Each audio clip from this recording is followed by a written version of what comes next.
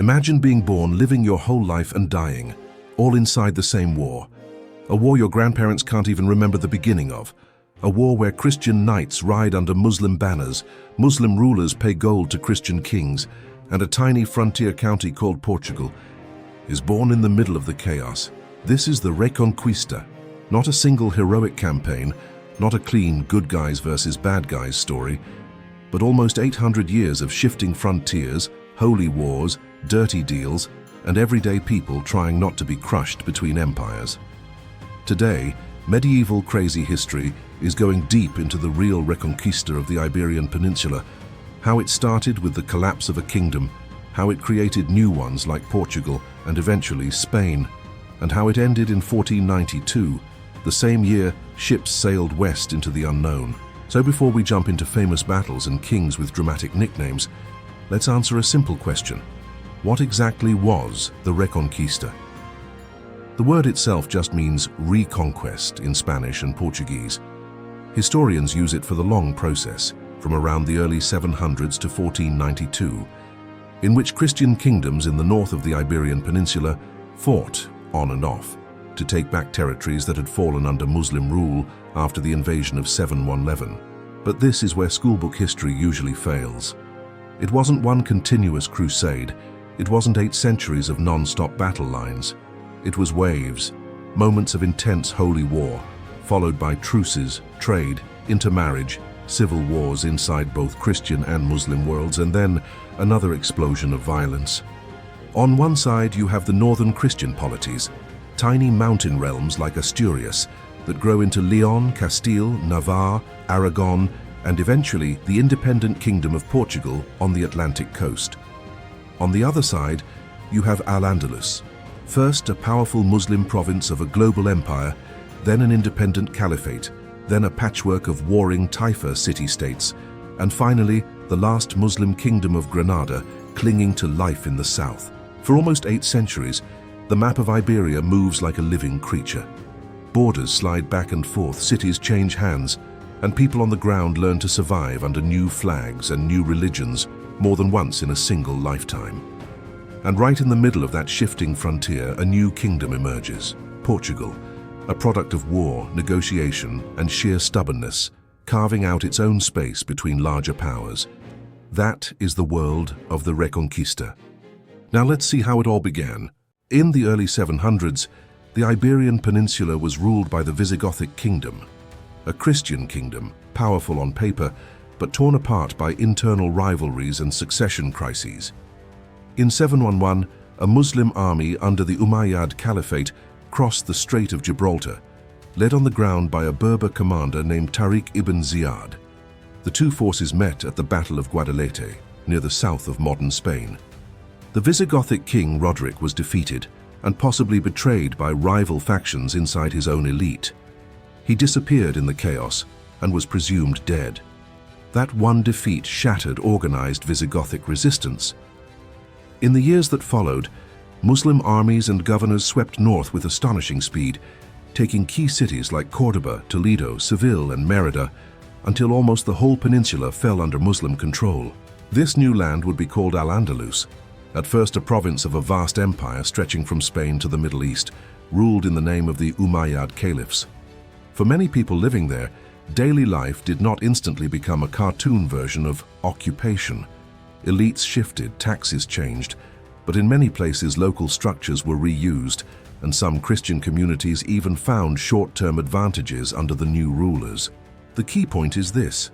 Around 711-718, the old Christian kingdom collapses, and a new Islamic power takes over most of what is now Spain and Portugal.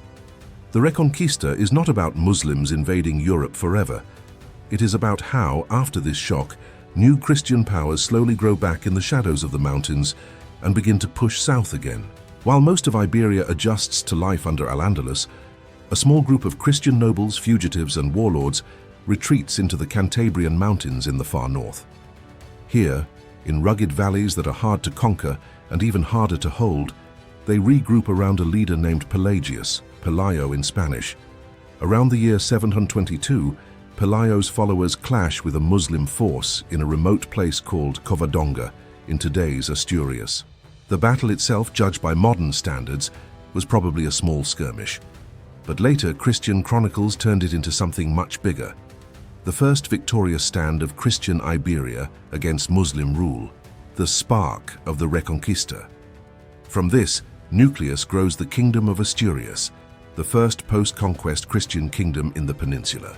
Over the next generations, Asturias expands and transforms, eventually giving rise to new realms like Leon and Castile, while further east, the Pyrenean regions develop into Navarre and Aragon. None of these kingdoms are yet the big powers they will become. They are frontier societies balancing survival, raiding alliances with some Muslim neighbors, and constant fear of larger armies from the south. What matters for your video is the visual. At the top of the map, a thin strip of stubborn Christian territory clinging to the mountains. Below it, a rich and powerful Muslim Al-Andalus. Between them, a long, dangerous frontier where, over centuries, a new political world will be forged, including the future kingdom of Portugal. After that first shock of conquest, Al-Andalus doesn't stay the same forever. For a while under the Umayyad emirs and then the Caliphate of Córdoba, Muslim Spain is one of the most powerful and sophisticated regions in Europe. Rich cities, advanced agriculture, libraries and glittering courts. But in the 11th century, the Caliphate collapses. Instead of one strong ruler in Córdoba, Al-Andalus fragments into taifas, dozens of small competing city-states based around places like Seville, Zaragoza, Toledo, Badajoz, and Granada. These rulers are Muslims, but they are not united. They fight each other, scheme against each other, and sometimes fear their Muslim neighbors more than the Christian kings in the north. This is where the Reconquista turns into a political thriller. Christian kings in Leon, Castile, Navarre, Aragon, and soon Portugal realize they can make money and gain power from this division. They demand pariahs, protection tributes in gold, in exchange for not attacking a taifa, or for helping one Muslim ruler against another. In other words, Christian armies sometimes march into battle to save a Muslim city from a rival Muslim city in return for bags of gold and future favors. Meanwhile, northern Iberia is not one big crusading bloc either. Christian rulers fight each other over borders, thrones, and prestige just as bitterly as they fight their Muslim neighbors. Knights switch employers, mercenaries sell their swords across religious lines, and local populations learn that loyalty to the land often matters more than loyalty to a distant king. For the Christian kingdoms, this period is both dangerous and full of opportunity. They can push slowly south, take fortresses here and there, and drain the taifas of wealth through tributes. But their growing pressure, combined with the internal weakness of the taifas, will eventually trigger a reaction from across the sea. A new wave of hardened warriors from North Africa, the Almoravids and later the Almohads, determined to reunite Al-Andalus and stop the Christian advance. And while these empires rise and fall, one small frontier county on the Atlantic coast is about to transform itself into a new kingdom, Portugal. While the big northern kingdoms of Leon and Castile are wrestling with taifas and North African dynasties, something unusual is happening on the far western edge of the peninsula. There, on the Atlantic frontier, a lordship called the County of Portugal starts as just another piece of the Kingdom of Leon, a buffer zone full of castles, monasteries, and warriors whose job is to hold the line against raids from the south. Into this frontier world steps Afonso Henriques. He is the son of Henry of Burgundy, the French noble who had been granted the County of Portugal for his service, and of Teresa, a daughter of the King of Leon Castile. As a young man, Afonso Henriques does what many ambitious medieval princes do. He fights his own family. After a brief civil war against his mother and her allies, he emerges as the dominant power in the county and begins to act less like a count and more like an independent ruler. In 1139, at the Battle of Urique, Afonso's forces defeat a Muslim army in the south. Later legends will wrap this battle in miracles and national myth, visions of Christ, prophecies of a future kingdom.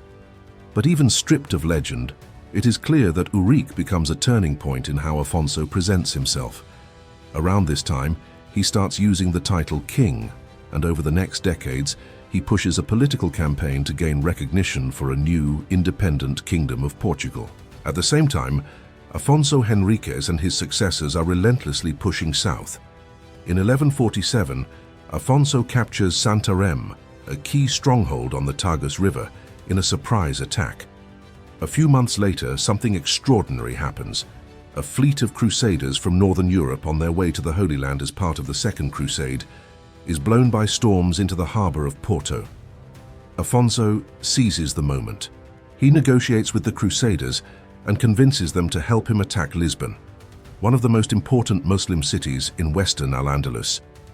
The result is the Siege of Lisbon in 1147, a joint operation with thousands of Portuguese fighters and crusaders from England, Flanders, Germany and elsewhere, bombarding the walls, cutting off supplies, and finally forcing the city to surrender after months of hunger and fighting. Lisbon falls. The foreign crusaders loot the city, and many eventually sail on, but a significant number choose to stay, becoming part of the new Christian Lisbon. For Portugal, this is a colossal victory. Control of a major port, a new capital, and a frontier pushed firmly south of the Tagus. In the decades that follow, Portuguese kings, supported by military orders and settlers, continue their advance, taking places like Beja, Évora, and eventually the Algarve, closing Portugal's share of the Reconquista by the mid-13th century. By then, Portugal is no longer just a buffer county. It is a recognized kingdom, with the Pope acknowledging Afonso as king in the Bull Manifestis Probatum and with its own clear borders on the Atlantic. Born out of this centuries-long frontier war, Portugal will later turn that same frontier mentality outward, towards the ocean. But to the east, on the rest of the peninsula, the Reconquista story is still far from over. While Portugal is securing its southern borders on the Atlantic side, further east the balance of power in Iberia is about to flip for good.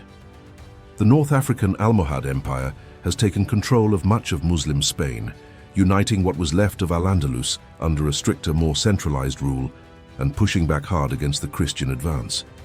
By the early 1200s, the situation looks dangerous for the Christian kingdoms. Castile, Aragon, Navarre, and sometimes even Portugal face a powerful, well-organized enemy that can bring large armies across the Strait of Gibraltar. To change this, King Alfonso VIII of Castile calls for what is essentially a crusade inside Iberia, asking for help from other Christian rulers and from the papacy. The result is the Battle of Las Navas de Tolosa, fought on 16th of July 1212 in the mountains of Jaén in southern Spain. A coalition army from Castile, Aragon and Navarre, supported by contingents from other regions and military orders, confronts the Almohad forces of Caliph Muhammad al-Nasir. Contemporary Christian writers will later describe the battle almost like a second Jerusalem. A massive clash, banners of the cross charging against the heart of Almohad power. The Christians win a decisive victory. The Almohad army is shattered. The Caliph flees back across the sea. And although Al-Andalus does not fall overnight, Almohad dominance in Iberia is effectively broken. In the years and decades that follow, important cities in the south, places like Baeza, Ubeda, Córdoba, Seville, gradually fall to Castile and its allies, while Aragon expands east and south towards Valencia and the Mediterranean. From this point, the Reconquista enters its final phase. Most of the peninsula is now under Christian rule. What remains of Muslim Iberia is reduced to a single, surprisingly resilient state, the Nasrid Emirate of Granada, founded in the 13th century and surviving as a tributary kingdom by paying gold, playing diplomatic games and exploiting divisions among Christian powers. Granada endures for more than 2 centuries after Las Navas, its rulers sending tribute north and building wonders like the Alhambra, while knowing that sooner or later a united Christian monarchy might come for them. That moment finally arrives in the late 1400s, when the crowns of Castile and Aragon are joined under Isabella the Fair and Ferdinand II, the Catholic monarchs, who make the conquest of Granada a core project of their new united Spain. By the late 1400s, almost all of Iberia is under Christian rule. Only one Muslim state is left, the Nasrid Emirate of Granada, a compact but wealthy kingdom in the south, centered on the city of Granada and the palace fortress of the Alhambra. For generations, its rulers survived by paying tribute to Castile, importing help from North Africa, and playing Christian rivals off against each other. But that balancing act collapses once Isabella of Castile and Ferdinand of Aragon unite their crowns and decide to finish the job. In 1482, they launched the Granada War, a series of campaigns that last a full decade. This is not the romantic, night-on-night warfare of Hollywood. It is methodical and increasingly modern. The Catholic monarchs use large, organized armies, artillery to smash city walls, and a network of new fortifications to lock down territory as they advance. Town after town falls. Internal quarrels inside the Nasrid dynasty weaken resistance, and by 1491, Granada itself is under siege, cut off and starved. On 2nd January 1492, the last emir, Muhammad Duwati, Boabdil, rides out and formally surrenders the city and the Alhambra to Ferdinand and Isabella, ending nearly 800 years of major Muslim rule in Iberia. 1492 does not just close the Reconquista, it also opens a darker chapter. Within months, the same monarchs issue the Alhambra decree, ordering all Jews in their realms to convert to Christianity or leave, triggering mass expulsions and the destruction of one of Europe's most vibrant Jewish communities. The Spanish Inquisition, founded earlier to hunt false converts, now operates in a kingdom where religious plurality is no longer tolerated, targeting converted Jews and later converted Muslims suspected of secretly practicing their old faiths. That same year, Ferdinand and Isabella also signed the agreements that send Christopher Columbus west across the Atlantic, exporting the mentality of holy war and conquest that had been forged in Iberia into a whole new world. Looking back over almost 8 centuries, the Reconquista is often sold as a straight line. Christians slowly pushing south until they restore a lost, united Christian Spain. In reality, it was a chaotic frontier world of shifting alliances, civil wars, religious violence, and coexistence that could collapse overnight. Christian lords sometimes fought for Muslim gold, Muslim rulers sometimes hired Christian knights, and ordinary people could live under 3 or 4 different regimes in a single lifetime. The end result, though, is impossible to ignore. Out of this long conflict emerged the political shapes that will dominate early modern Europe. A kingdom of Portugal, hardened on the Atlantic frontier and ready to turn seaward, and a united Spain under the Catholic monarchs, eager to carry its crusading mindset into North Africa and across the ocean. The price was enormous: expulsions, forced conversions, inquisitions, and the erasure of much of the pluralistic world of Al-Andalus. But it also set the stage for the next brutal chapters of global history: crusading orders in Iberia, wars in Morocco, and the beginning of overseas empires.